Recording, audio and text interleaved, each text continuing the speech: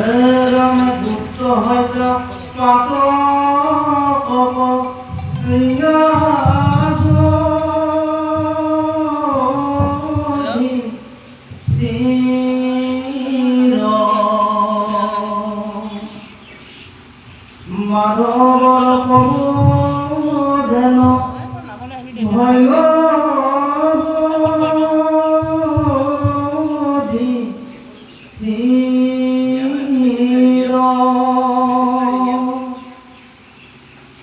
অধিক বলন্তে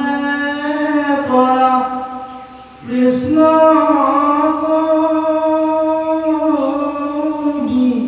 সাত বুঝিল সকল তোমা রেখে না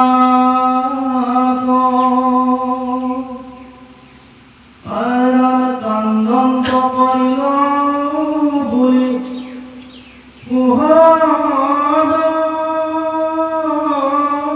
বিঘাত ব্যাঘ্র বাক্যত নাই রাজা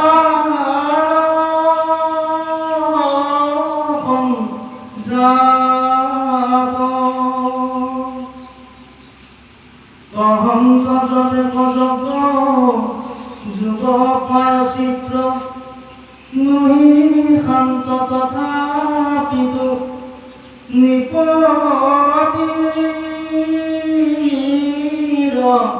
চিত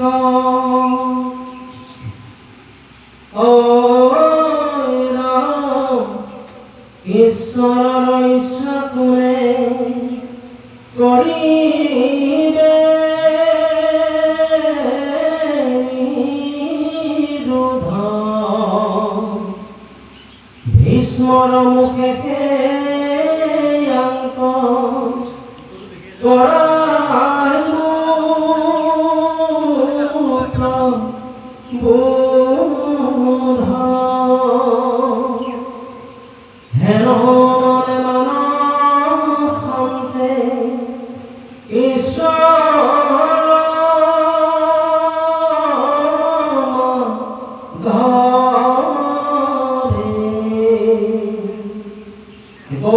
কুরুক্ষেত্র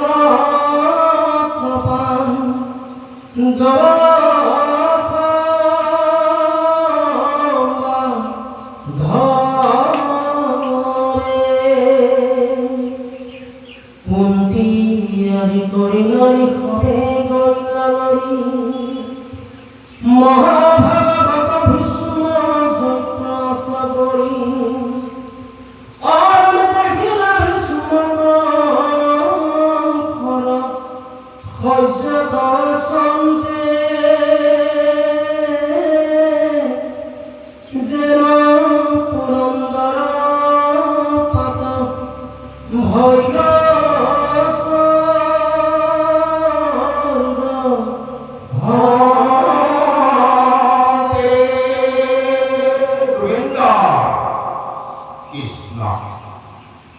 পরম সদার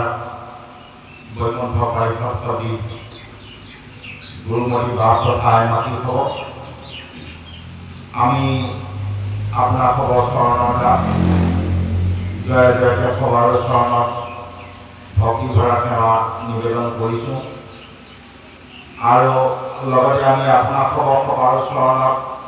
এভাগি নিবেদন ৰাখিব বিচাৰোঁ কি এয়া বৈকুণ্ঠ শাস্ত্ৰ মহাভাগৱত বৃহৎ তত্ত্ব ইয়াৰ সন্ধিধান দিব সহজলভ্য নহয় সেয়েহে আমি আপোনাৰ খবৰ সৈতে একত্ৰিত হৈ বৈকুণ্ঠ শাস্ত্ৰ মহাভাগৱতৰ পদৰ মধ্যে ব্যাখ্যা আৰু আলোচনীহে পাতিম প্ৰভুসকল এতিয়া আমি পদৰ ব্যাখ্যালৈ আগবঢ়াৰ আগতে এয়া বৈকুণ্ঠ শাস্ত্ৰ মহাভাগৱতৰ প্ৰস্তাৱনা হিচাপে অকণমান আগতীয়া কেইটামান কথা ক'ব বিচাৰোঁ দশম স্কন্ধত এটা পদ আছে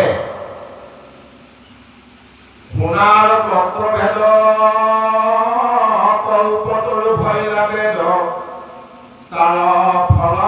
মহাভাগৱত অনাছিলে কথিত চাল স্বৰ্গ মধ্য পাতালত পাইলা ব্ৰহ্মা পৰম